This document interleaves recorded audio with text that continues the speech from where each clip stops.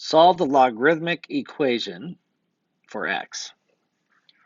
All right, before I can do anything, I need to get a natural log of something on one side equals a natural log of something on the other side to make this work. I see that there are natural logs on both sides, but there are several natural logs on this side, and this natural log is not by itself. So I'm going to use the rule natural log of a plus the natural log of b is the same thing as the natural log of a times b. So this will be the natural log of a times b. So that's going to be x minus 1/2 multiplied by 2. And on this other side, I'm going to use the rule a natural log of b is the same thing as the natural log of b to the a. Remember, I can take this and bring it up to the top. So that's what I'm going to do. So this will be the natural log of x squared. Now, I'm going to distribute this in. So I end up getting the natural log of 2x minus 1/2 times 2, which is 1, equals the natural log of x squared. Now, since there's a natural log on both sides, and everything is inside the natural log, I can actually reduce these.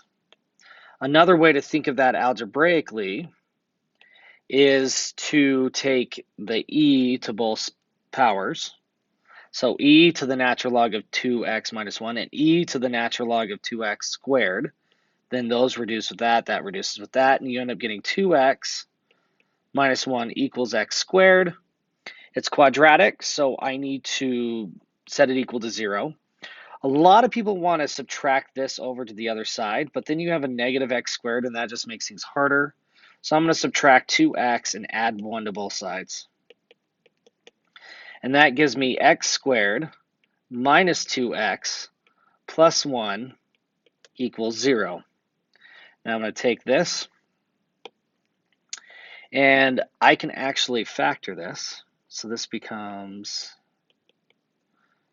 x, negative 1, and negative 1. So x equals 1 or x equals 1. Either way, x equals 1. Now, since we're dealing with logarithms, we need to check for extraneous solutions. So I'm going to go back up to the top here, and I'm going to make sure that this is actually correct. So if I plug in a 1 here, and I plug in a 1 here, let's see what we get. Well, 1 minus 1/2 is the natural log of 1/2 plus the natural log of 2, and that equals 2 natural log of 1. Well, natural log of 1 is 0, so this is just 0 on this side. If I put these together, I get the natural log of 2 times 1/2, which ends up being the natural log of 1, which is 0. So they both end up being 0. We have no problems. Therefore, this works.